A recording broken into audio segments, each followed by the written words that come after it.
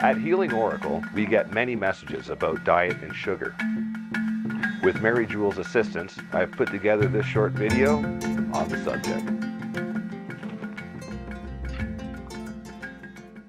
Please allow me to share a basic list of the top 5 reasons that processed or refined sugars are bad for you, and worse when you have a cancer of any form.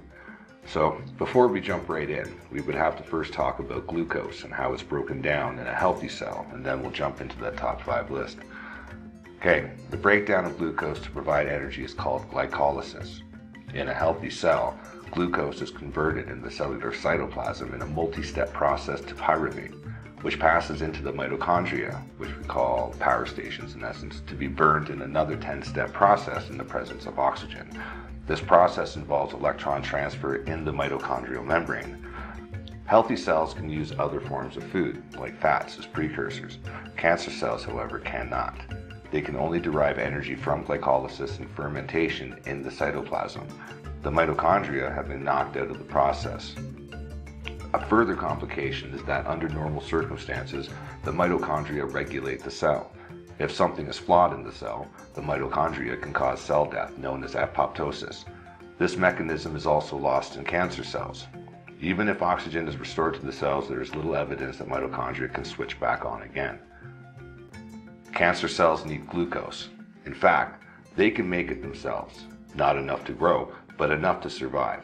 They need you to feed them glucose in order to grow.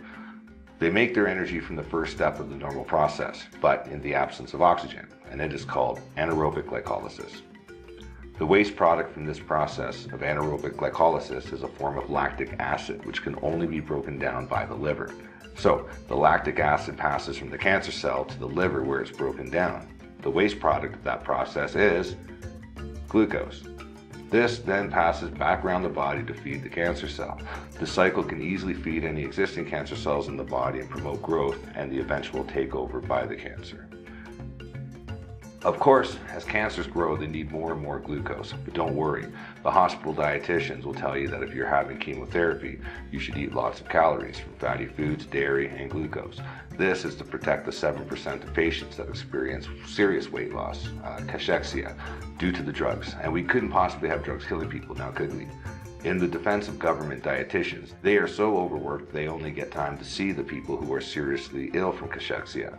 And that's the wasting away and weak state of one's body during a chronic illness.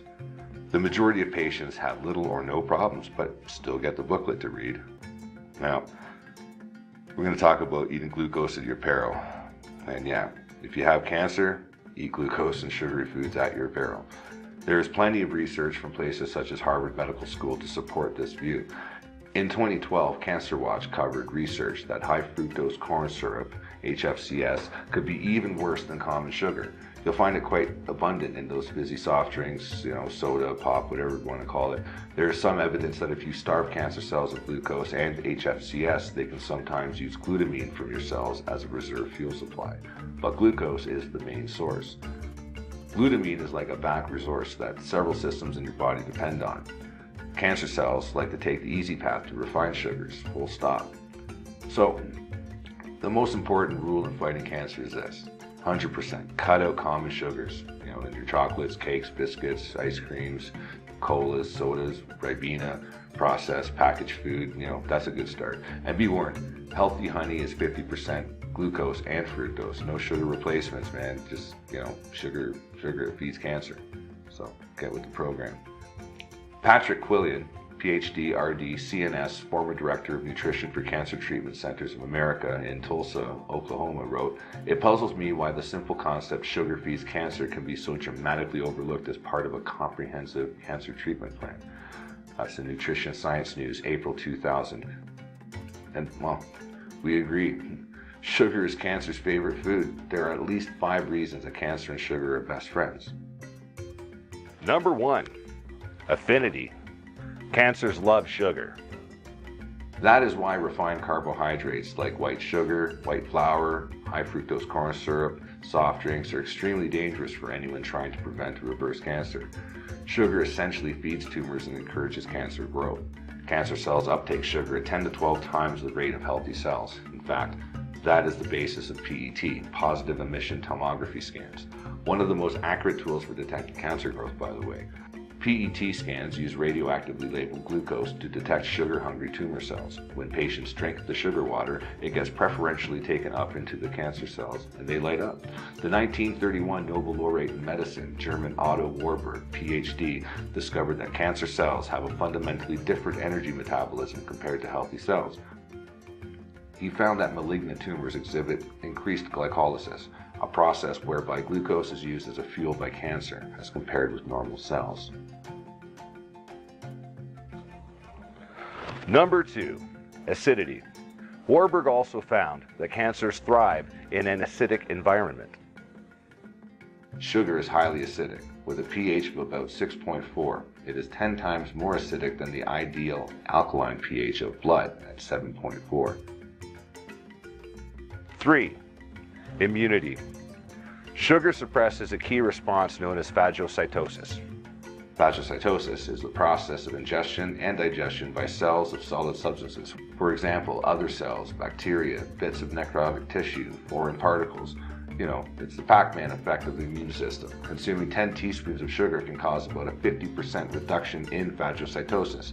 If you consider the sugar in your cereal, the syrup on your waffles, pancakes, the sugar added to your morning coffee and tea, the sugar in cold beverages like iced tea, lemonade, pop, the HFCS in prepared foods, salad dressing, and ketchup, and of course sugary snacks and desserts, you can see how easy it is to suppress your immune system significantly.